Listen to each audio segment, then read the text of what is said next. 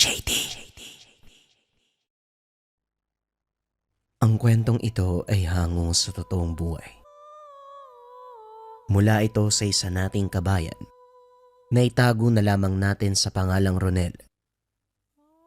Taong 1989, Negros Occidental. Ilang buwan na ang nakalipas, magmula ng huling labanan sa pagitan ng militar at rebelde. Marami ang nasawi. Mga inosente na gusto lang naman sanang mabuhay ng payapa, subalit kinitil ang buhay ng balang ligaw. Kabilang sa naagrabyado ang magpinsang Raymond at Mikoy. 39 na taong gulang sa Raymond, samantalang 11 anyos pa lamang si Mikoy. Malayong kamag-anak ang mga ito. Ngayon lang nagsama matapos parehong nasangkot sa digmaan ang bawat pamilya. Swerte na nabuhay sila. Hindi naman pwedeng pabayaan ni Raymond ang bata, kung kaya't sinama at siya itong tumayong magulang. Kaso nga lang hindi magkasundo dahil masyadong madaldal ang bata at malakas sumagot. Kasalukuyang inaani ang mani. Binilisan na Raymond ang kilos dahil tirik na ang araw. Napabuntong hininga na lamang ng masipatang pinsan. Nakasalampak sa lupa habang puno ng mani ang sombrerong salakot. Tutok na tutok ito sa pagkain. Dumakot ng damo si Raymond at saka binato rito. Masamang tumitig sa kanya. Ano bang ginagawa mo? Kitang kumakain yung tao eh. Malaki ka na pero bastos ka. Wika ni Mikoy. Sinama kita rito para tumulong, hindi para kumain. Tanghaling tapat na, pero hindi pa tayo tapos sa pag-aani. Magiging inihaw tayo bago mga lahati. Tumulong ka nga, ang init-init eh. Kaya mo yan, malaki ka na. Bata pa ako kaya dapat pakain-kain lang. Ikaw naman, huwag ka masyadong mariklamo kasi gawain niya ng matatanda. Maghahanap buhay, kakayod, ganun dapat. Ganun ba? Paano kung sabihin ko matagal na ako nagtitimpi sa'yo ha? Pwede kitang palayasin. Kaya mo ba talaga akong palayasin? Mawala nga lang ako, maghahanap ka kaagad eh. Teka, rebelde! Nataranta ang bata nang mahagip sa paanan ng bundok ang grupo ng rebelde. Dali-daling nagtungo si Mikoy sa damuhan kung saan may sekretong lagusan patungo sa tahanan. Ginawa niya ito para kapag lalakwat siya ang bata, mabilis makaiwas kapag makakasalubong ang mga rebelde. Dumiretso kay Raymond ang grupo nang makita siya. Nagbuntong hininga ang binata. Magandang tanghali po sa inyong lahat. Ano pong maitutulong ko? Tinignan ng grupo ang mga mani na maayos na sanang nakailera sa tabi. Napakuyom na lamang si Raymond ng tadyakan ang mga ito. Lumapit sa kanya ang tumatayong lider, si Kasawa. Nagsasawa na kami sa mani mo. Kada baba namin dito, palagi ka naming naaabutang nag-aani. Wala ka na bang ibang kabuhayan maliban dito? Nakakasakit ng tiyan ng mani. Hindi mo ba alam yan? Nagdudulot lang ito ng pananakit ng tiyan kung maramihan ang kakainin mo at hindi sanay ang kakain. Ilang buwan naman ang bibilangin bago muling makapag-ani. Sadyang minalas lang siguro kasi kapag napaparito tag-ani. Hindi ko gustong tabas ng dila mo ha. Hindi mo ba ako kilala? Lahat ng magsasaka dito na nagsasalita ng masama laban sa akin, pinuputulan ko ng dila. Tignan mo, wala nang nagsasaka sa bukiring ito dahil lahat sila natatakot na umapak.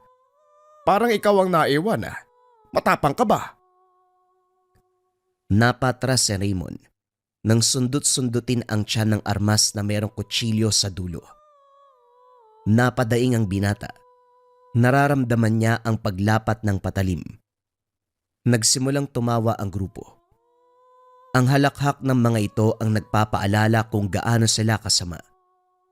Tumatawa rin ang rebeldeng naabutan niyang kumitil ng buhay ng pamilya. Nang tumagal, hindi nakapagpigil. Pasimpleng binawi ang armas.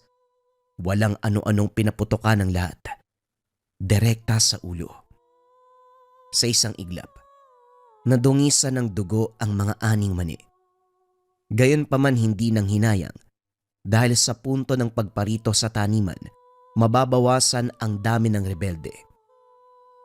Matapos maayos ang bangkat ng naani, pinasan at saka tinalikuran ang nakabulagta na mga katawan. Sigurado naman siya na may maglilinis sa mga ito. Kapwa rebelde na mapapadaan sa lugar. Malaki ka na, pero maliit ang utak. Sa tingin mo ba, panalo ka sa engkwentrong yun? Raymond, hindi nalalayong mamayang gabi, may lulusob dito sa atin para maningil. Si Kasawa pa talaga. Leader yun ng pangkat eh. Maraming magagalit sa inyan, pati ako madadamay. Kung makapagsalita ka naman, akala mo may ambag ka. Maliit ka pa pero napakalaki ng bunganga mo. Ganyan ka ba pinalaki ng mga magulang mo? Mabait naman si Tia Ani at Tio Jose, pati ang mga kapatid mo. Totoo nga sigurong sabi-sabi ng magkakapatid may pagkakaiba. Kung karamihan anghel ang asal, may isa talaga mag-aasal demonyo at ikaw yun. Ang sabihin mo, natamaan ka lang sa sinabi ko. Ayaw pa talagang aminin. Ewan ko na lang talaga kung anong mangyayari sa'yo mamaya. Sana manatili kang buhay. Saan ka naman pupunta? May dala pang pagkain at damit maglalayas ka ba? Maghanap muna ako ng pansamantalang matitira, no? Ayoko pang mamatay sa kamay ng mga rebelde. Alis muna ako dito sa bahay mo. Kamot ulong sinundan ng tingin ni Raymond ang bata. Natawa na lamang sa inasta nito. Hindi na rin siya nabahala dahil sa ginawang lagusan sa ilalim ng lupa. Merong hawla na kakasya ang tao. Tinuruan niya si Mikoy na doon magtutungo kapag may gulo. Ligtas doon at hindi madaling matunton. Naupo siya sa mesa, tinapos ang pagkain na naiwan ng pinsan. Sa kalagitnaan, umugong na ang mabibilis sa mga yabag. Malayo pa, pero dinig na niya. Dali-daling pinatay ang ilaw at saka pumwesto.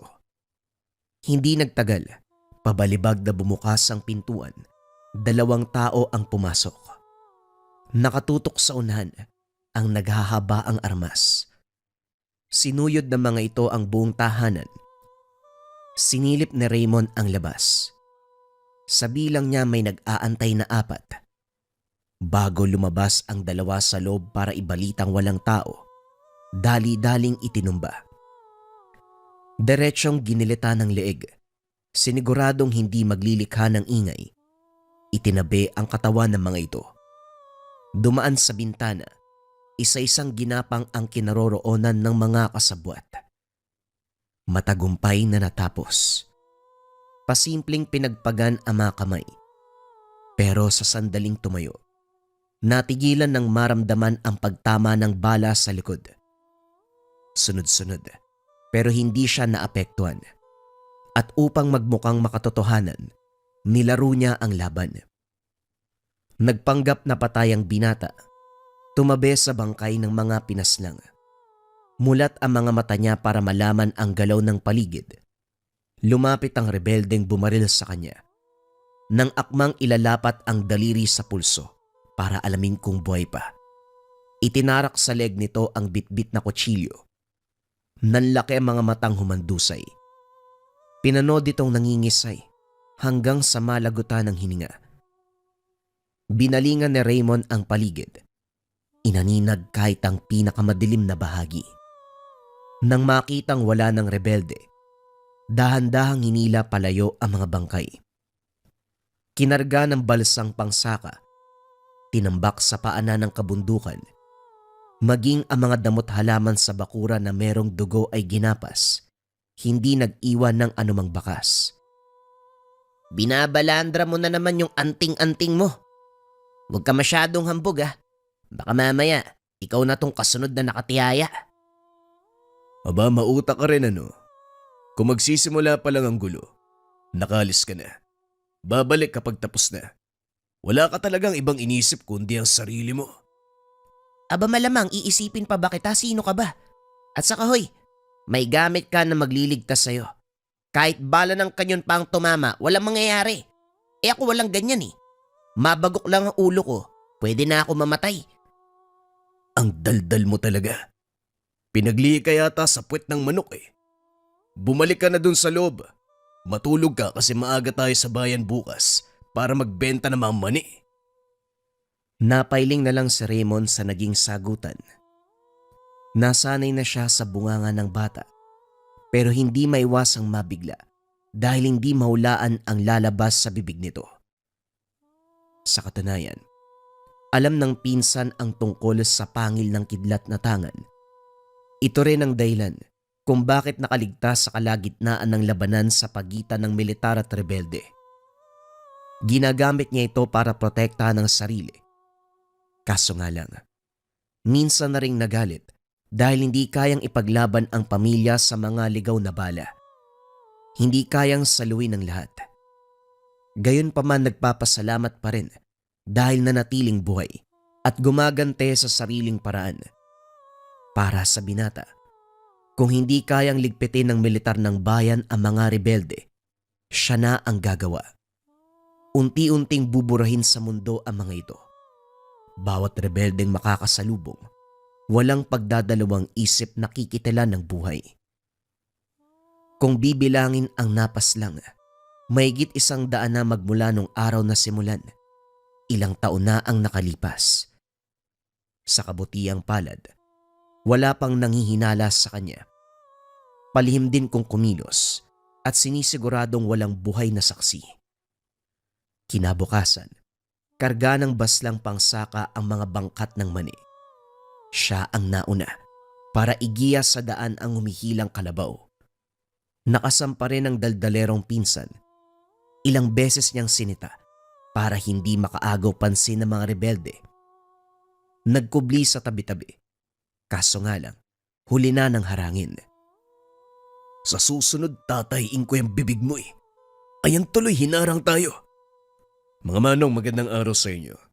Anong may tutulong ko? Pinasadahan ng tingin ng mga rebelde ang karga. Lumapit ang isa para masuri sa malapitan. Bumalik ito sa kasama at may binulong. Napadura pa ito. Manina naman. Kung hindi prutas, gulay. Kung hindi gulay, mais. Kung hindi mais, mani. Wala na bang ibang produktong sinasakang pesting mga tao sa lugar na to? Palagi na lang ganyan. Hoy, wala ka bang pera dyan? Amin na, kung ayaw mong masaktan pati ang bata. Sandali. Huwag mong gamitan ang init ng ulo. Kayo na nga tong humaharang. Kayo pa ang naninindak. Ano nga uli ang hanap nyo? Pera. Marami ako dito. Pero sino ang tumatayong leader nyo? Ako. Bakit anong problema? Huwag mo kaming niloloko ha. Dahil pwede kitang gawing pataba ng taniman. Nasaan ang pera?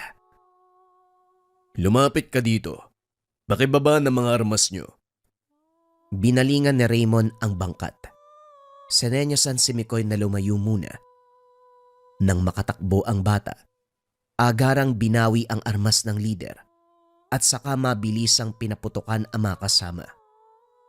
Nang bumulagta, gulat na tumingin sa kanya. O kita mo na. Marami na pala kayong baryang nanakaw eh. Pang-ilan na ba kami sa inarang ninyo? Tanong ni Raymond habang nakatingin sa mga baryang nahulog mula sa mga rebeldeng pinagbababaril. Napalunok ang lider nang itutok ng binata ang armas. Sandali lang. Pag-usapan natin to, kaibigan. Huwag mo kong tawaging kaibigan. Ngayon may gana kang makiusap. Samantalang kanina, halos iduro mo yung baril sa mukha ko. Akala ko leader ka. Bakit parang nabagang buntot mo? Namumutla ka pa. Oh, parang naihi ka pa sa salawal ah. Nakakadiri naman to. Hindi na pinatagal na Raymond ang pag-uusap. Binaril ang rebelde. Nagmamadali na rin silang umalis bago magdatingan ang ibang nakarinig ng putok. Pagdating ng bayan, ilang oras ang inantay bago naubos ang panindang mani. Wala ang suki nilang namamakyaw kaya binenta ng kilo-kilo. Swerte namang naubos. Nang oras ng pagliligpit, napalingon si Raymond sa gawin ni Mikoy. May kaaway itong bata. Sagutan lang naman kaya hindi niya pinansin. Kaso nga lang, nakialam ang ama ng binata at sinampal si Mikoy. Dito na sumingit ang binata. Walang ano-anong sinuntok ang manong. Sa lakas ay natumba. Natambakan ng sako-sakong mais na nakatambak sa gilid. Nang akmang lalapit ang ibang saksi para sumugod, nang humakbang si Raymond ay nag-atrasan ang mga ito. Pagbalik ng tahanan, sinermona ng bata. Kung sa akin, kung makasagot ka ang tapang mo, tapos doon sa batang patpatin hindi ka lumaban, ano bang problema mo? Mangmang kasi yun. Ayokong pumatol sa mangmang. Ikaw ang mangmang, hindi ka gumanti. Sa susunod, huwag kang papayag na basta-bastahin ng kung sino. Bata man o matanda. Pag sa akin ang lakas mong magamon, pag sa ibang tao duwag ka. Manahimik ka na nga dyan. Masyado ka ring daldalero ano? Matutulog na ako. Huwag kang maingay. Napabuntong hininga si Raymond sa inasal ng pinsan. Habang mag-isang nag-aayos ng lamparilla sa kusina, napansin ni Raymond ang yabag sa labas. Hindi naglaon. Umalingasaw ang matinding amoy. Sinundan ito ng may hinang ingay. Kasama na dito ang mga pag-angil. Napabuntong hininga na lamang ang binata. Hindi nagtagal. May sumasaglit ng pagkaskas sa bubong. May bahaging yero, kung kaya't ang bawat madaanan ng kuko ay umiingay. Hindi lang yun. Nahawi ang iilang pawid. Raymond, ano bang ginawa mo na naman? Tignan mo, may aswang oh. Masyado ka kasing hambog eh. Nagyabang ka siguro. Kung hindi rebelde, aswang yun nandito. Wika ni Mikoy. Gumapang mula sa higaan palapit sa kanya. Nanginginig na rin ito kung kaya't kumilos na si Raymond. Binuksan ng maliit na pintuan sa sahig at pinadaan si Mikoy. Pinatago doon ng bata. Inabutan ng langis. Kapag ganito ang sitwasyon, alam na ang gagawin. Binalikan ng binata ang aswang sa labas. Nang silipin, hindi lang nilalang ang naroon, kundi may mga rebelde na nag-aabang. Natawa pa sa sumaging ideya kung magkasabwat ba ang mga ito o sadyang nagkataon na nagsabay ang paglusob. Alin man dito, nakahanda siyang pulbusin ang lahat. Lumabas si Raymond. Nakatutok lahat ng baril sa kanya. Baliwala ang mga ito dahil inuna ang aswang. Higit na mas malaki ang banta kumpara sa mga rebelde. Nagpaputok nang makita siyang kumilos. Inakala na gagawa ng hakbang laban sa kanila. Gusto lang sanang habulin ng halimaw, pero mabilis na wala matapos ang sunod-sunod na pagputok. Napailing na lamang ang binata at pinagbigyan ang mga rebelde. Ilang bala na ang lumapat sa katawan, pero lahat ng ito ay walang epekto sa kanya. Dali-daling sinakal ang isa. Ano bang sadya nyo rito? Bakit kayo nang gugulo ng disoras? Respeto naman sana. Oras ng pahinga ko ngayon eh. Sa halip na sumagot, sinaksak siya sa balikat. Tama lang na lumapat ang dulo ng kutsilyo. Nag-iwan ng kaunting galos. Dali-daling sumigaw ang rebelde upang ipaalam sa mga kasama na hindi nagkasugat si Raymond. Kaagad ding pinatahimik. Binalik ang saksak. Sunod-sunod na putok ang pinakawalan. Isa-isang nilapitan ng binata ang mga ito upang turuan ng leksyon. Binalian ng buto. Sinaksak. Binaril. Hindi naglaon, isa na lamang ang natira. Sige, lumapit ka para sumabog tayo. Hindi ka tinatablan ng bala. Tignan natin, kung hindi ka pa rin tatablan, kapag pinasabog ko na yung granadang to. Wika ng rebelde. Winawasiwas pa ang hawak na granada. Mas mauuna pang sumabog ang kaluluwa mo kaysa sa granadang yan. Hoy, wag mo kong takutin dahil hindi mo ko kilala. Sabihin mo nga, ano bang pakay nyo? Hindi naman pwedeng basta na lamang kayong lulusob ng walang sadya, hindi ba? Kahit masasamang demonyo kayo, nagpaplano muna bago gumawa ng hakbang, tama ba? Ngayon, ano bang sadya nyo? Ikaw ang pumaslang kay Kasawa. Siya ang leader namin, pero basta mo siyang pinatay. Hindi ko na kailangang ipaliwanag sa iyo ang lahat. Yung bumaba ng bundok nung nakaraan. Ilang miyembro ba ang hawak niya? Kami na lang ang natira. Mali. Ako na lang pala. Tatapusin kita. Alang-alang sa ginawa mo kay Kasawa at sa lahat ng kasamaan ko. Kagad hinawi ni Raymond ang granada. Mabilis ang pagkilos ni Raymond. Makikita din ang bakas na mga kuryente sa kanyang pagkilos. Nangisay ang buong katawan ng aswang na tila nilulusaw ng kuryente. Tatalikod na sana pero biglang lumitaw ang isa pang aswang. Nakadapo sa bubong. Nakipagtitigan ng ilang sandali at biglang sumugod. Tumilapon si Raymond dahil hindi inaasahan ang lakas nito. Agarang sinalo ang mga kuko. Naakma ng lalapat sa muka. Tinapatan. Unti-unting binalian ng kamay. Hindi ito pinatakas. Nabot ang baril sa tabi. Sunod-sunod na pinaputokan ng ulo. Bumulagta ito. Katabi ang bangkay ng mga rebelde. Tatalikuran na sana nang biglang napapikit. Napailamos sa sinaboy na langis. Sabing tabi, ikaw tuloy yung tinamaan. Patay na ba yung aswang? Sigurado ba yan? Ikaw kahit kailan talaga palpak ka. Mukha ba akong aswang para sa buyan mo, ha? Nagsasayang ka lang ng langis. Sabi kong tabi. Kasalanan ko bang bungol ka? Ang dami mong pinatay ngayon. Paano ko lilinisin yan? Natahimik si Raymond. Napaisip din kung paanong liligpitin ang mga katawan.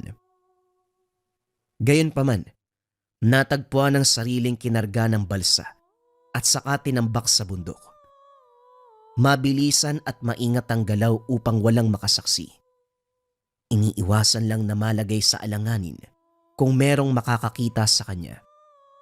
Lalong-lalo na kung militar. Nang matapos, lumipas ang gabi na parang walang nangyari. Kinabukasan, balik sa pag-aasikaso ng taniman. Hindi naman pagmamay-ari ni Raymond ang lupain dahil wala nang sumasaka. Nagsilikas ang mga tao. Mula noong inkwentro ng militar at rebelde, siya na lamang ang nakinabang sa lugar. Sa kalagitnaan, may napansin na nagtatago sa hindi kalayuan. Natapos na lang siya, naroon pa rin ang mga ito. Hindi naman rebelde dahil lantad na lantad ang itsura. Walang dalang armas o anumang patalim. Nanatili lang din ito sa malayuan, subalit panay ang titig sa kanya. Nang matapos ang gawain, binigyang pansin ang mga ito. Mula sa pagkakaupo ay tumayo at sinalubong siya. Magandang hapon po sa inyo. Ano may paglilingkod ko? Magandang hapon din sa'yo, iho. Pwede bang makahingi ng kaunting tulong? Kahit isang buwig ng saging lang. Ilang araw na kaming hindi nakakakain kaya kung pwede, kahit kaunti lang. Yun lang ho ba? Naku, dapat kanina pa kayo nagsabi. Akala ko kasi nagpapahinga lang kayo dyan eh. May isang buwig na hinog doon, no? Sa inyo na lamang yan. Ali po kayo. Pinalapit ni Raymond ang dalawang matanda. Hinayaan niya itong kumain ng kumain. Halatang gutom. Panay subo kahit puno pa ang bibig. Inabutan na rin ng tubig. May tira pa sa kanyang baon kung kaya't binahagi. Kaso nga lang habang tinititigan ang mga ito, unti-unting nagbibigay ng senyales ang tangan. Pinagmasdang maigi ang dalawa hanggang sa lumitaw ang grupo ng rebelde. Agarang binalaan ang mga matatanda na huwag gumawa ng anumang kilos. Sinalubong niya ang grupo. Hindi siya kinabahan dahil kilala ang isa sa mga ito. Binata, kilala mo ba ang dalawang yan? Pinakain mo pa talaga. Wika ng rebelde habang masamang tumititig sa matatanda. Panay lang sa pagkain ang mga ito. Kunot noong sumagot si Raymond. Bakit naman ho, alias Dido? May problema po ba kayo sa kanila? Hindi mo na dapat pinansin ang mga yan, Raymond. Hindi sila ordinaryong tao. Alam mo na ang sinasabi ko. Ibalato mo na sa amin ang mga yan. Ikaw umuwi ka na. Mga bata, pwesto! Siguraduhin matatamaan sa ulo o puso para matapos kagad. Teka, sandali lang naman. Ano bang problema? Bakit? Nagulat si Raymond. Wala na sa kinauupuan ang dalawang matanda.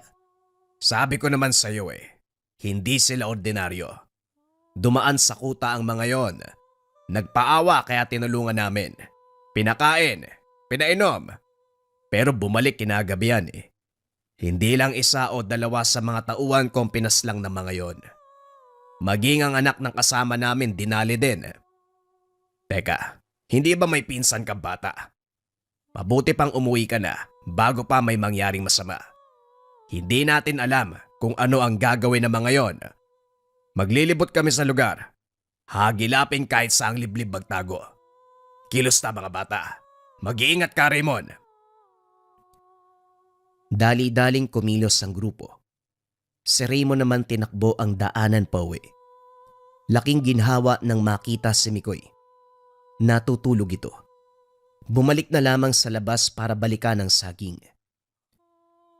Makalipas ang ilang sandaling pabalik-balik sa paghahakot. Dito natigilan ng mabungaran si Mikoy. Nakaamba sa bintana. Nakatitig sa kanya pero ang mga mata ay kakaiba. Dito napansin ang senyales ng mutya. Nang maintindihan ng kaganapan, kagad umarte ang binata. Mikoy, halika. Kumain na tayo dito. May natabi akong ulam mula kaninang agahan. Hindi pa naman panis, kaya pagtsatsagaan na lang natin.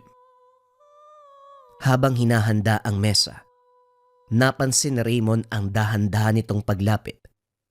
Hindi na ito bata. Nag-iba na ang hubog. Maigpit ang pagkakahawak sa tinidor. Akmang kakalmutin ay inunahan. Tumagos ang tinidor sa mata nito. Hinawakang mabuti at diniinan ang pagsaksak. Dahan-dahang napalod ang aswang habang humihiyaw. Sinaksak ng sinaksak hanggang sa hindi na maipinta ang itsura. Dali-daling hinanap si Mikoy. Wala na ito sa tahanan. Wala rin sa mga lihim na taguan sa silong at sa ibang bahagi ng paligid. Walang bakas na may naglabas-masok sa mga ito. Kinabahan na ang binata. Naisip ang sinabi ni alias Dido kanina. Sa paghahanap, nakasalubong ang grupo nito. Alias Dido, nakita niyo ba ang pinsan ko? Wala siya sa bahay. Hindi ko mahanap. Hindi din namin nakita. Hindi ba nagmamadali kang umuwi kanina? Iho, baka tinangay ng matatanda yon. Ang ginawa nila sa mga tauhan ko, pinalitan ng replika. Inakala namin sila yon. Yung pala mga aswang na. Mataas na uri ng panlilin lang ang ginagamit nila. Napasabunot ng buhok si Raymond. Nag-aalala para sa kalagayan ni Mikoy. Hindi naglaon dumating ang kasama ni alias Dido para ibalita ang natuklasan. Nahanap ang matatanda at kinumpirmang may kasamang bata. Sabay silang sumugod. Naabutan sa kuweba ang dalawang aswang na handa na para biktimain si Mikoy. Dali-daling nagpaputok ang mga rebelde para iligtas ang bata. Natarantang tumakas ang mga halimaw. Kinuha ni Raymond ang pinsan. Nanginginig ito habang sinisisi siya. Hindi na lamang pinansin. Ibinilin muna kay alias Dido. Hoy, saan ka pupunta? Baliw ka ba? Susundan mo mga aswang. Nahihibang ka na ba, Raymond? Alam ko ang ginagawa ko. Pakibantayan muna si Mikoy. Liligpitin ko lang ang halimaw. Hindi na nagpigil pa ang binata. Wala ding ideya ang rebelde na meron siyang tangan, kaya ganun na lamang ang reaksyon. Madaling natunton ang kinalalagyan ng mga ito. Nasa gupat pa dahil sugatan ng isa. Maluba ang tama sa tiyan. Hindi iniwanan ng kasama. Tinulungang patigilin ang pagdurugo. Pabirong hinagisa ng halamang gamot. Mga lolo, baka makatulong ang dahon na yan. Lamutakin nyo, tapos ipiga ang dagta sa sugat. Malubha pa naman ang tama mo. Siguradong mamamatay ka. Naalerto ang mga ito. Nang ibalanda ni Raymond ang pangil ng kidlat. Salitan ang paglunok ng dalawa. Ang isa ay naghamon, pero tinawanan ng binata. Iho, pabayaan mo na kami. Nagutom lang kaya naisipang tikman ng bata. Pasensya ka na. Hindi namin yun natuloy kaya hayaan mo na kaming makalayo. Ipinapangako ko hindi na kami papalik. Pasensya na rin, Manong. Pinsan ko ang biniktima nyo. Nakaugalian ko kapag merong nag-agrabyado sa kanya. Hindi ko pinapatawad.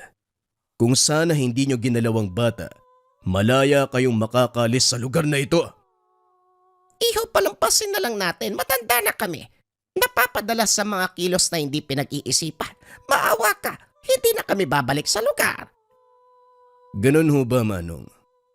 Malaki ang respeto ko sa matatanda. Pero kapag pinsan ko ang pag-uusapan, ibang sitwasyon na yan. Sana magkaunawaan tayo sa parting ito. Nagkatinginan ang dalawa. Ilang sandali pa nagbago ang anyo at sabay na sumugod. Hindi mahirap kalabanin dahil sugatan ng isa. Pareho pang matanda. Mahina ang kilos. Pasimpleng binagsak ni Raymond. Hindi na rin pinalampas. Bumagsak ang mga itong nalagutan ng hininga. Nagmamadaling pinuntahan ng kuta ni alias Dido. Hindi maiwasang mangamba dahil naabutang nilulusob ng kalaban. Marami na ang nakahandusay mula sa magkabilang panig. Nang masipat si Mikoy, mabilis ang kumilos. Yakap-yakap ang pinsan habang tsumitsyempo. Matagumpay na nakaalis sa kuta, pero pagbaba ng bundok, may nakasalubong na grupo. Hindi mabilang kung ilang barelang nakatutok. Napatiimbagang si Raymond habang tinitignan ng mga ito. Hindi nagtagal, dumapa ng magpaputok. Siniguradong matatakpan ng katawan ni Mikoy. Damang-dama ng binata ang bawat lapat ng bala sa iba't ibang bahagi ng katawan. Hindi may tatanggi, nakakaramdam na rin ng sakit. Gayunpaman, pumanig pa rin ang swerte. Isa-isang nagbagsakan ng grupo. Nang mag-angat ng tingin, nakita si alias Dido. Pasensya ka na, Raymond. Ayos ka lang ba? Ilang ulit kang binaril ang mga ito, pero paano kang nabuhay? Hindi sumagot si Raymond. Nagpasalamat na lamang at saka tumalikod. Habang nasa daan, hindi niya maiwasang huminto ng ilang beses upang kapain ang ulo. Ilang bala na ang tumama rito kung kaya't bahagyang kumikirot. Raymond, wag ka munang mamatay ha. Hindi ko alam kung paanong mabubuhay sa mundo na puro putok ng armas ang maririnig eh. Gamutin mo yung sugat mo para hindi ka mamatay oh. Naantig ang puso ni Raymond sa sinabi ng bata. Naawa ito. Namulat sa kalagitnaan ng hindi matapos-tapos na hidwaan sa pagitan ng militar at rebelde. Minsan pang sumisingit ang banta ng aswang. Tinapik niya ito sa balikat. Mikoy, hindi pa ako mamamatay, kaya huwag kang magsabi ng ganyan. Pumasok ka na sa loob. Sige na, magpahinga ka na. Naupo sa dulo ng hagdan si Raymond. Napabuntong hininga sa mga kaganapan. Napaisip ng mabuti sa sinabi ni Mikoy. Kahit sabihin pang 11 anyos pa lamang ito, wala pa masyadong muwang. Maagang nawala ng pamilya. Eto ngayon, nakikipaglaban sa hamon ng buhay. Nang makabuo ng pasya, benenta ang lahat ng mga aning prutas. Nang sapat na ang pera, walang pagdadalawang isip na linisan ang lugar. Lumipat sa Iloilo. Hinanap ang malayong kaanak na nakasalamuha noon. Nakiusap na makitira hanggang sa paglipas ng panahon. Nakapunda ng pagpapagawa ng sariling bahay. Doon sila tumira. Unti-unting kinalimutan ang masalimuot na karanasan na dulot ng mga rebelde at aswang. Tangan-tangan pa rin ni Raymond ang pangil ng kidlat na lumulusaw sa katawan ng mga aswang. Ang kwentong ito ay hango sa totoong buhay. Mula ito sa isa nating kabayan na itago na lang natin sa pangalang Tonyo. Taong 1986. Liblib na Pook, Kidapawan. Halos maiyak si Tonyo nang makarating sa lugar. Hindi inasahang mahirap lakarin. Walang sasakyang pwedeng magatid sa tahanan ng hinahanap na ama. Nabutas ang suot na sapatos sa naglalakihang bato sa daan. Nagkaputik ang damit at ang dalang bagahe dahil kakatapos lang ng ulan. Basang-basa na din siya. Lintik talaga. Ang sabi pagbaba ng bus, nasa harap kagad yung bahay ng magaling na bayani na yan. Pero ito kailangan pang maghirap. Kung alam ko lang na ganito, sana hindi na ako tumuloy. Nakakainis talaga. Wika ni Tonyo sa sarili. Napabuntong hininga. Kinarga sa balikat ang bagahe upang hindi na madagdagan ng putik. Pagkatapos ay tumuloy na sa paglalakad. Pagdating sa unahan, hindi maiwasan ang pagkadulas. Dumiretso pa sa paliguan ng kalabaw. Sobrang lintik talaga. Bayani, buwisit ka. Makarating lang ako sa inyo, lagot ka sa akin. Wika ni Tonyo. Dali-daling bumangon. Naghilamos gamit ang natirang baon na tubig. Iho, naunahan mo yata sa pagligo ang kalabaw ko. Sandali, bagong tao ka ba dito? Ngayon pa lang kita nakita eh. Saan ka ba pupunta? Sa pormahan mo parang tubong Maynila ka. Naligaw ka ba? Tanong ng magsasaka. Kakarating lang nito at hila pa ang kalabaw. May hinahanap lang pong tao. May kakilala po ba kayong bayani? Bayani, hindi ko alam yung apelido basta yung mahaba yung buhok. Pagtutroso yung kabuhayan. Wika ni Tonyo. Nahirapan pang ilarawan ang hinahanap na ama dahil walang malinaw na pagpapaliwanag ang binigay ang ina. Siya ni bang tinutukoy mo? Baybayin mo lang ang daanan. Sa dulo makikita mo ang bahay ni Yane. Walang ibang bahay doon kung hindi sa kanya lang. Kaano-ano ka ba niya? Hindi naman masasabing anak. Wala yatang asawa yun eh. Baka nagtataka ka kung bakit ako nagtatanong ah. Kaibigan ko ang taong yon. Gusto ko lang masiguro na mabuti ka. Baka mamaya, kunong kamalasan ang dalin mo eh. Nga pala, Esner ang pangalan ko. Aba ayos ah, ako pa talaga yung malas. Ikaw nga po tong mukhang malas eh. Ang dami mong sinasabi. Mas maingay ka po oh. Mauna na nga ako sa'yo. Wika ni Tonyo. Naglakad sa nasabing direksyon. Ang bastos to na. Kung makapagsalita parang bata ang kausap niya. Kung tutusin mas matanda pa ako sa inahanap mong bayani. Masumbong nga kita kapag nagkita kami. Dayo ka lang sa lugar pero pasmado yung bunganga. Wika ni Mang Esner. Umiling na lamang habang hinahatid ng tanaw ang papalayong binata. Sa kabilang banda, narating din ni Tonyo ang tahanan ni Bayani. Walang katao-tao sa lugar. Sarado ang mga bintana at pintuan. Maraming pananim sa bakuran. Mga gulay, herbal at bulaklak. Sa likod naman ng bahay ay maraming nakapastol na kambing at merong babuyan. Naroon din ang malawak na taniman ng mais at kamote. Ayos, kung kay Bayani ang lahat ng to, hindi lugi ang pagpunta. Kahit papano may pagkukunan ng pagkain, hindi magugutom. Ang problema ko na lang ngayon, hindi ko alam kung anong ugali niya. Kung magkakasundo ba kami o hindi. Bumalik siya sa bakuran pero natigilan ng mapadaan sa may bintana. May naririnig siyang nagsasalita sa loob. Hindi niya maintindihan. Idinikit ang tenga sa dingding upang mapakinggang maigi. Kaso nga lang, ibang lengguwahe ang ginagamit. Hindi talaga niya maintindihan. Teka, dayuhan ba tong tatay ko? Ibang lengguwahe yung ginagamit ah. Pero sabi ni nanay, Pilipino si Bayani. Paano ganyan salita yung sinasabi niyan? Siya ba talaga yung nagsasalita? Wika ni Tonyo sa sarili.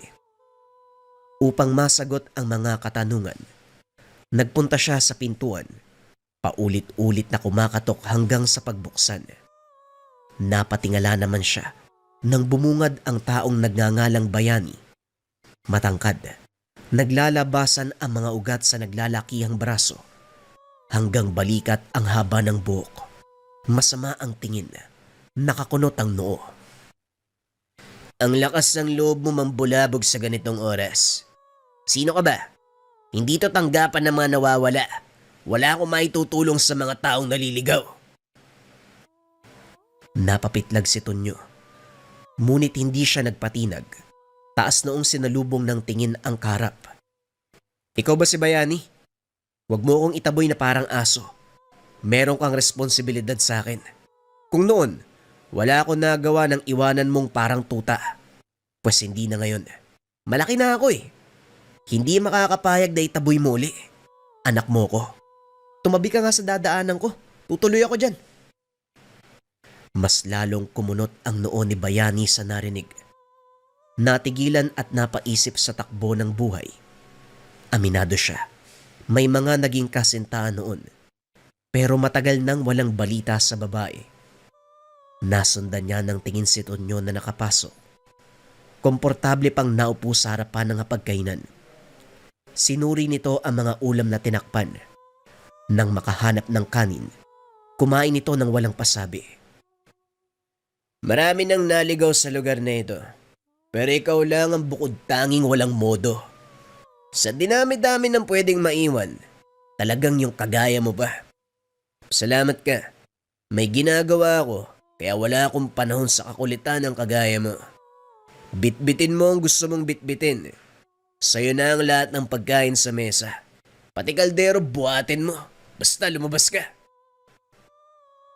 Pinagbuksan niya pa ng pintuan si Tonyo.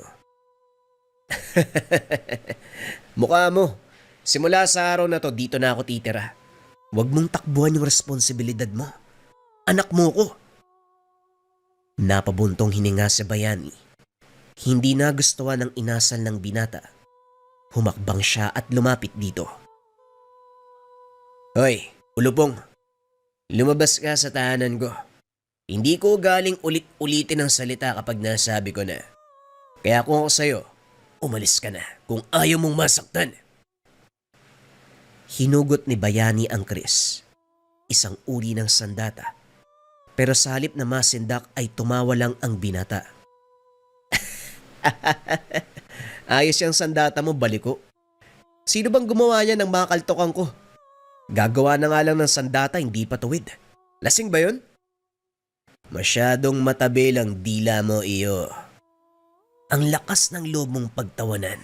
Ang isang pambihirang sandata na ginagamit pang tugis sa mga nilalang. Baka gusto mong mabilang sa kanila. Hindi ka aswang, pero pwede kitang patayin. Kalma lang. Hindi mo ba napapansin? May pinagmanahan lang ako. Gusto mo kong patayin? O sige. Kung kaya mong patayin ang taong mismong mula sa dugo at laman mo. Muling napabuntong hininga si Bayani. Nagkikiskisan ang mga ngipin sa labis na gigil. Hindi niya inasahan na sa kalagitnaan ng pagdarasal. May ligaw na binatang manggugulo. Ito pa ang pinakitang asal. Pinipilit mong anak kita, sige. Pagbibigyan kita ng oras para magpaliwanag. Siguraduhin mo lang na aakma ang mga salita mo. Dahil kung hindi, puputulin ko yung dila mo. O sige, makinig ka. Kapag ako naman yung tama, ikaw ang may bigwas sa akin. Pinaliwanag ng binata ang buhay niya at ng ina na dating kasintahan ni Bayani. Hindi lang nito nalaman na may anak sila dahil lumuwas ng Maynila at nang tumagal nakapag-asawa ang babae na isang alagad ng batas. Pero nasawi pagkasangkot sa isang operasyon. Ang matindi pa, nadamay ang ina dahil sa maling akala. Bago ito pumanaw, naikwento ang tungkol kay Bayani na siyang tunay na ama ni Tonyo. Dahil naiwang mag-isa sa buhay, napilitang hanapin sa kasuluk-sulukang bahagi at ito siya ngayon, nasa tahanan mismo ni Bayani. Matapos ng mahabang usapan natahimik si Bayani, walang masabi sa mga kaganapan. Ang huling balita, iniwanan ng kasintahan pero ngayon ay may nagpakilalang anak. O ano, ayaw mo pa ring maniwala? Bahala ka basta dito ako titira sa ayaw at sa gusto mo. May banyo ka ba? Gusto kong maligo, ang baho ko na eh. Nadulas ako sa putikan papunta rito. Itong lugar nyo nakakasar, ang hirap ng daan. Teka, sandali. Hindi ako kumbinsido na anak kita. Pero nandun sa likod, sa tabi ng babuyan ng tubig, maligo ka. Pwede ka ring malunod kung gusto mo. Huwag mo muna akong guluhin dahil may kailangan pa akong tapusin. Gawin mo kung anong gusto mo. Gagawin ko rin kung anong gusto ko. Tugon ni Tonyo. Lumabas ito ng tahanan at nagtungo sa paliguan. Samantala, iwinaksi muna ni Bayani ang pag-iisip sa presensya ni Tonyo. Ipinagpatuloy ang naudlot na dasal. Muli niyang binitbit ang libro at saka sinimulang basahin ng nakasulat na Latin. Ginawa ito sa tahimik na paraan. Pagkatapos, isinunod ang pag-oorasyon sa tangang medalyon at sa sandatang ginamit sa pagpuksa ng mga nilalang. Sa kalagitnaan ng ginagawa, napansin niya ang presensya ni Tonyo. Nakamasid ang binata, sumilip sa butas. Pasimple siyang kumuha ng pantakip at itinapal. Nagpatuloy sa pag-oorasyon. Pagkatapos ng lahat, lumabas siya at muling nakasagutan ang binata. Akala mo siguro wala akong naririnig. Aminin mo nga, miyembro ka ba ng kulto? Ang sabi ni nanay, may ganyang grupo dito sa Mindanao eh. Kung kasapi ka, matanong ko nga, ano bang ginagawa nyo? Pumapatay ba talaga kayo ng tao tapos binibenta nyo yung lamang loob? Umiinom ka ba ng dugo? May paniniwala kasi na kapag uminom ng dugo ng tao, yung buhay daw naduduktungan. Kaya siguro buhay ka pa hanggang ngayon kasi Kung may bit-bit akong patalim, putol na sana ang dila mo. Tahimik na tao si Andrea pero ikaw, sinasabi mong anak ka, ang bastos mong magsalita. Kakarating mo lang sa lugar na to, sa tahanan ko. Pero ayaw tumigil ng bunganga mo. Naririndi na ako. Wika ni Bayani. Pinutol ang pagsasalita ni Tonyo. Kaso nga lang, wala itong balak na tumigil. Ay sus, naiya pa. Aminin mo na. Kahit sumilip lang ako sa butas. Nakita ko pa yung mga gamit mo, may mga kandila, may libro, may anting-anting pa. Naguguluhan tuloy ako kung miyembro ka ng kulto o mangkukulam. Alin ba sa dalawa? Hindi nagpigil si Bayani. Hinila pa itaas ang binata. Dali-dali naman itong kumapit sa kamay niya. Makikita rin ang takot at pagkabigla sa mga mata. Kapag sinabi kong manahimik ka, tumahimik ka. Hindi uso sa akin ang pasensya. Kung gusto mong sikatan ng araw, sumunod ka sa bawat sasabihin ko. Maliwanag ba? Oo, maliwanag, ibaba mo na ako. Ibinaba siya ni Bayani at sa mga sumunod na sandali, naging tahimik sa takot na malagot muli. Nilinis ni Bayani ang kabilang kwarto na ginawang tambakan ng mga kagamitan na hindi mapapakinabangan. Inilabas ang lahat ng mga ito at sa silong isiniksik. Binigay na rin sa binata ang sariling papag. Walang ibang higaan sa tahanan kung hindi iyon lang. Pagkatapos ay pinagluto ng hapunan. Tahimik silang nagsalo. Ipinagpapasalamat din niya ang pagtikom ng bibig dahil lumipas ang oras na walang ingay. Makaraan ng ilang sandali sumapit ang gabi. Nasa bakuran si Bayani. Inaantay ang pagdating ng kaibigan na si Mang Esner. Napag-usapan ng dalawa na mag-inom dahil nakabenta ng kalabaw. Parang Yade, pasensya na kung natagalan ako ha. Ang bagal kasi ni Mang Reto eh. Ilang ganon lang ng lambanog ang binili pero halos 1 oras ako nagantay. Siyempre hindi mawawala ang pulutan. Dumaan pa ako sa pinsan ko na nagkatay ng aso. Masarap to. Ayos ah. Kapag ikaw talaga ang nagaya ng inuman, kumpleto. Mula sa lambanog hanggang sa pulutan. O tara, tagay na. Nga pala, may nakasalumuha akong binatilyo sa daan kanina eh. Ang bastos ng bunganga. Ikaw ang hinahanap. Nakarating ba dito? Sino nga ba yun? Ewan ko dun. Huwag mo nalang isipin, dumating kanina, sinasabing anak ko raw siya kay Andrea. Aba malay ko kung totoo. Nagpupumilit kaya hinayaan ko muna. Nandun sa loob. Nagpapasok ka ng taong hindi mo kilala. Parang yan eh. Parang bago yan ah. Hindi ka naman basta nagtitiwala eh. Nagpatuloy ng binatilyo. Maliban sa sobrang bastos ng sagutan eh, ang sarap ko to sana. Pasensya ka na pare ah. Pero nakakainis talaga ang batang yan. Siga-sigaan ng asta eh. Tama ka. Mukhang kailangan ko ng mahabang pasensya hanggat nandito ang batang yan. Nga pala maiba tayo. Ano ba ang balita sa aswang nung nakaraang araw? Wala na akong narinig tungkol sa nilalang na yun ah. Nice na ba? Hindi pa. Tinutugis ng kabilang grupo. Ewan ko kung mauhuli. Pulpul naman ang mga yun eh. Nagpapalakas sa mga tao para mapuri pero wala namang gawa. Puro salita ang mga peste. Ikaw ba? Wala kang gagawing hakbang, magsabi ka lang. Ako may iwan dito sa tahanan mo para magbantay sa mga alagang hayop. Pag-iisipan ko pa. Ang sabi kasi ni Mang Hernan, may lapang aswang. Ito rin pala ang sinisikap nilang mahuli pero hanggang ngayon hindi magawa. Mautak din kasi. Umaatake sa oras na walang makakapansin kahit antingero. Papakinggan ko muna ang takbo ng panahon. Nakahanda na rin yung mga gamit ko. Sa kabilang banda, habang nag-uusap ang magkaibigan, dahan-dahang pumuslit sa kwarto si Tonyo upang alamin ang nasaksiyang gawain ng ama kanina.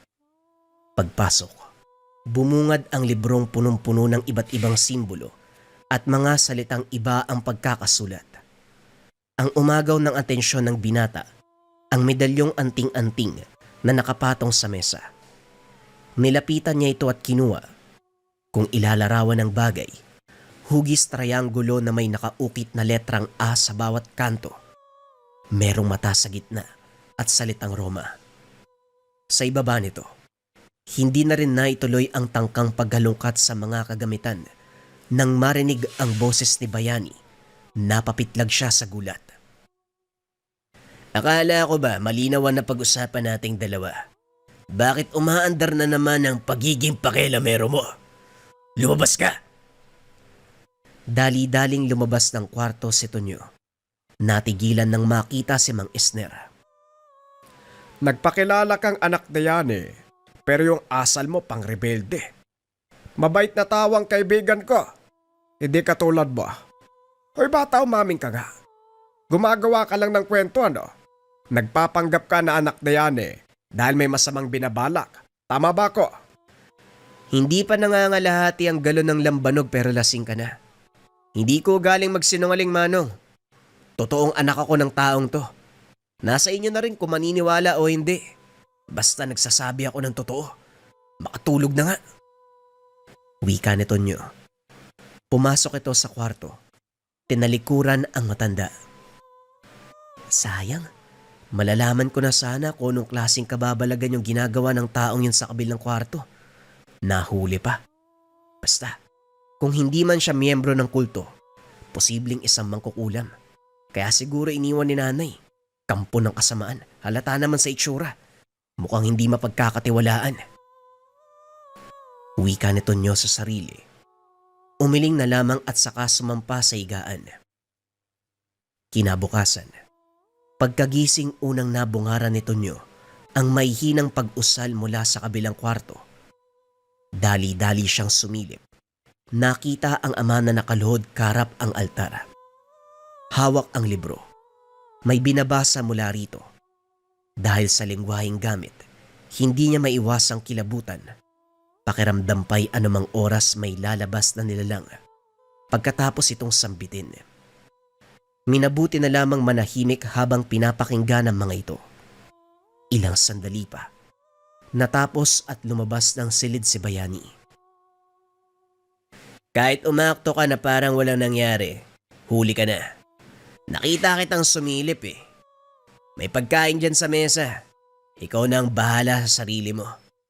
Kumakain ka naman siguro ng gulay ano. Yan lang naman ang nakain. Ganyan ang pagkain dito ha. Kung gusto mo ng karne o ibang putahe, maghintay ka hanggang sa araw ng sahod ko.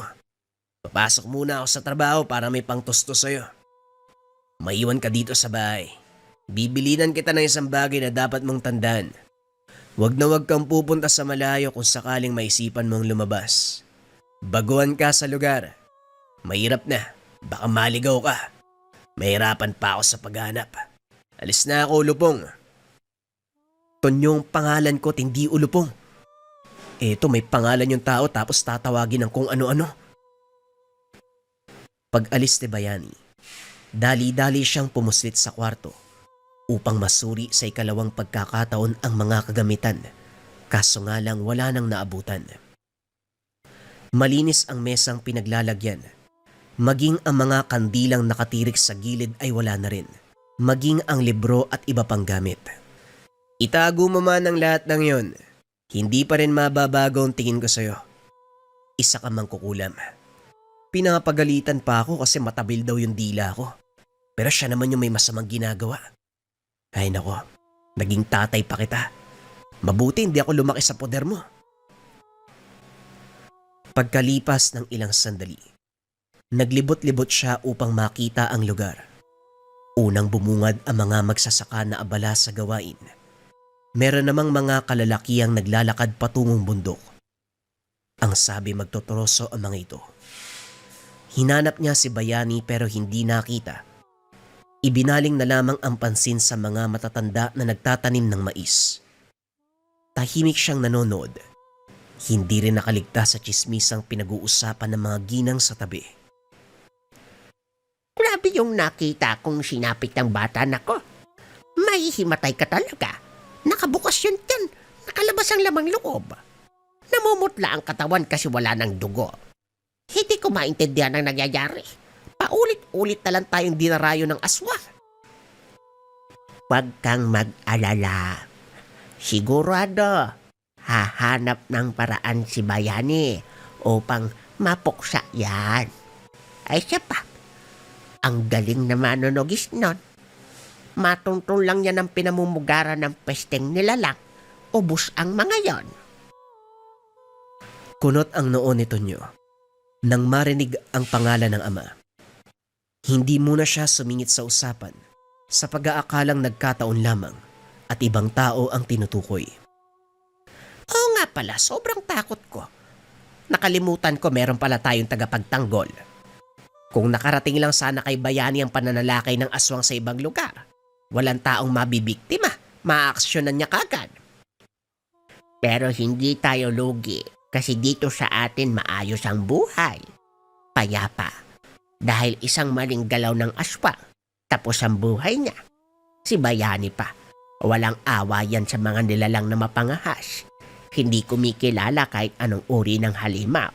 Huwag lang talagang magkamaling pumarito at makikita nila. Ama, nang matanong ko lang po, sino yung tinutukoy niyong Bayani? Hindi naman po siguro yung taong nakatira sa bahay na yan, ano? Ay siya nga, iho. Kung hindi mo na itatanong, ang tapang ng taong yan.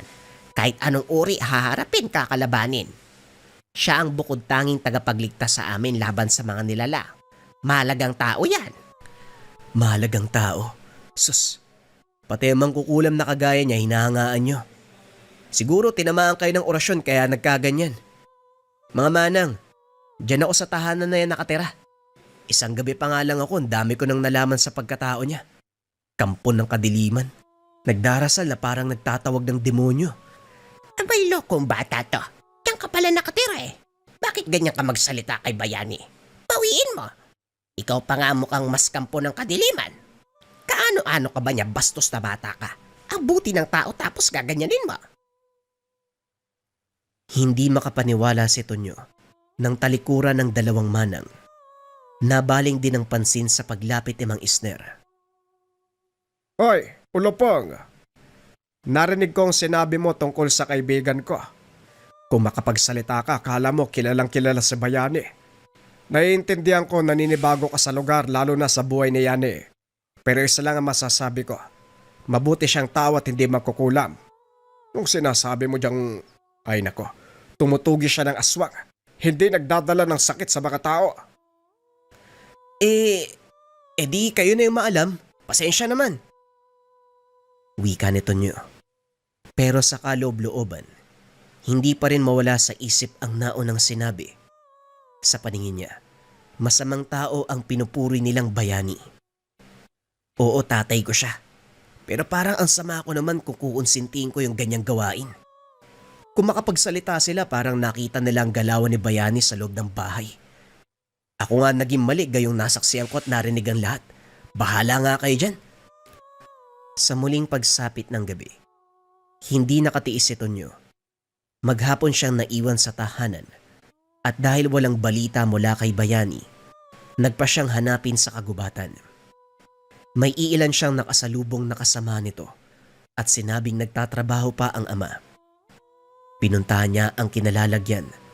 Sa halip na pumuputol ng kahoy ang maabutan, napansing umuusal ito ng dasal habang nakatingin sa madilim na bahagi ng paligid. Maigpit din ang pagkakahawak ng patalim.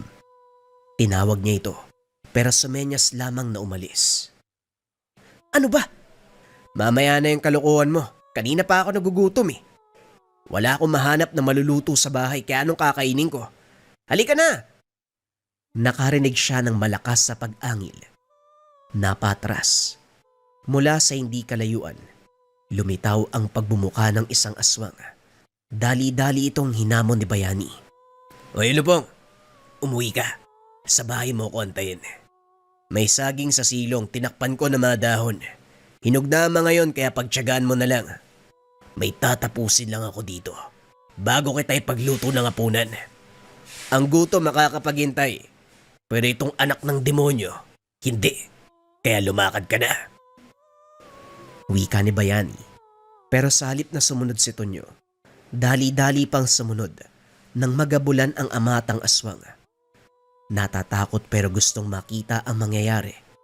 Kuryoso sa kung anong magagawa ni Bayani. Hindi nakalayo ang nilalang. Binato ng patalim. Tumarak sa likuran. Napalod na lamang sa lupa habang pilit na hinuhugot. Hindi rin mahawakan dahil napapaso sa tuwing susubukan. Lumapit si Bayani at siya mismo ang humugot. Mabuti na isipan mong lumapit sa oras sa magsiuwian ng mga kasama ko. Kanina pa kita napapansin pero binabaliwala ko lang. Mas magandang makipagtuo sa kagaya mong hayop ng dalawa lang tayo. Sakit ba? Isang saksak pa lang yan. Pero nakahandusay ka na. Gusto ko pa sanang makipaglaro sa'yo eh. Kaso may ulupong na nag-aantay sa bahay. Muling nag-usal si Bayani. Ginilita ng leeg ang aswang. Nagpatuloy sa pagsambit ng orasyon si Bayani habang nililigpit ang katawan ng nilalang.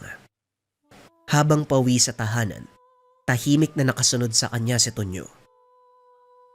Kanina pa kita sinabihan na umuwi, pero sabay pa tayo nakarating. Oh, natahimik ka. Nakakita ka lang ng pagtugis, napipi ka kagad. Wika ni Bayani. Naghugas ito ng kamay at saka nagtungo sa kusina upang magluto ng hapunan. Akala ko kasi mangkukulam ka eh. Nagsasalita ka ng mga salita na di ko naman naiintindihan. Naiintindihan ko. Walang problema sa akin.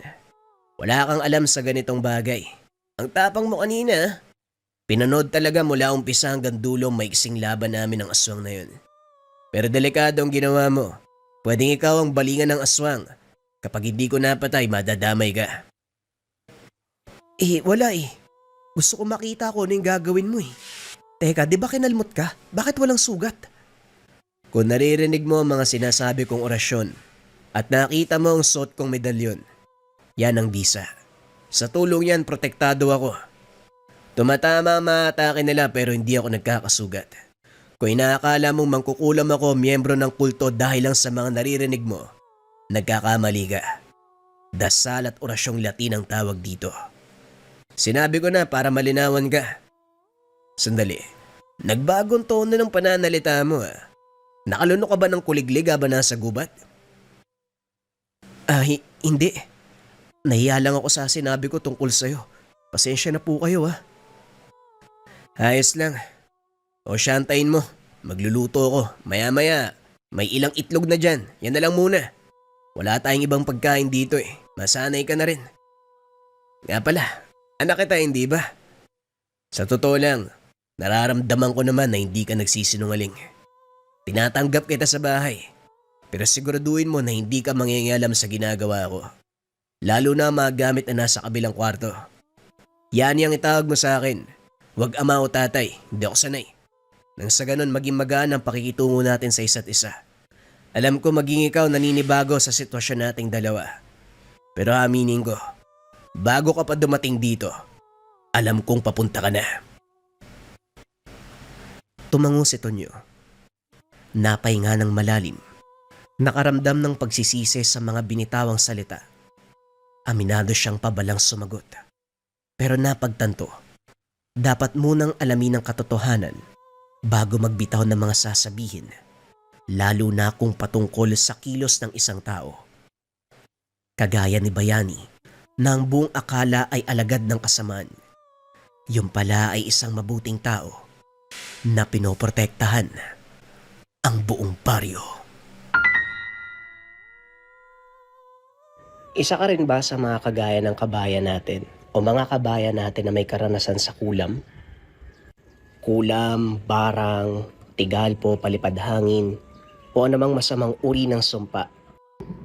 Kung naranasan mo na yung mga bagay na yun, kabayan, o nangangailangan ka ng pandepensa sa kulam, barang, tigalpo, palipad hangin, pwede mong subukan tong habak de bala from Lika Merchandise. Sobrang nagte-trending to ngayon mga kabayan. Marami yatang nakakaranas ng masamang uri ng sumpa. Kung nangangailangan ka kabayan ng mataas na uri ng pangdepensa sa spiritual, subukan mo tong habak de bala from Lika Merchandise. Kung interesado ka, i-visit lang ang shop ng Lika Merchandise.